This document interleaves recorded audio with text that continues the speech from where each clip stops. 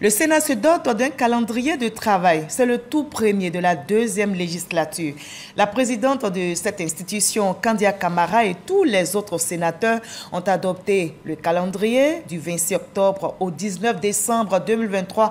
Plusieurs projets de loi seront exposés par des membres du gouvernement et seront face aux sénateurs, nous dit Kadès Sogodoko.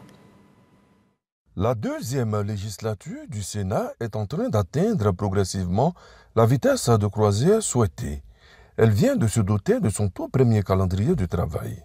Il couvre la période du 26 octobre au 19 décembre 2023 et prévoit l'examen d'une proposition de résolution et de 16 projets de loi, dont 3 portant sur le budget de l'État de Côte d'Ivoire. Au cours de ces travaux, nous allons examiner plusieurs projets de loi, notamment le projet de loi portant statut du corps diplomatique, le projet de loi portant statut général de la fonction publique, le projet de loi portant code de l'environnement, le projet de loi portant code de l'eau et le projet de loi portant code de l'hygiène et de la salubrité. Donc, en plus de ces projets de loi, nous allons examiner 3 projets de loi de finances, notamment le projet de loi portant règlement du budget 2022, le projet de loi rectificatif du budget 2023 et le projet de loi de finances portant budget de l'État pour l'année 2024.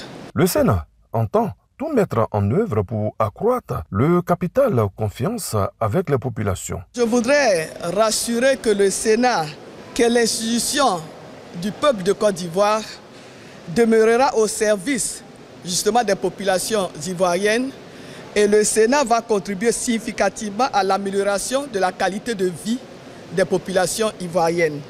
Et tout cela en faveur du bien-être de nos populations, en faveur de l'amélioration des conditions de vie et de travail de nos populations, évidemment en faveur de l'émergence de notre beau et grand pays, la Côte d'Ivoire.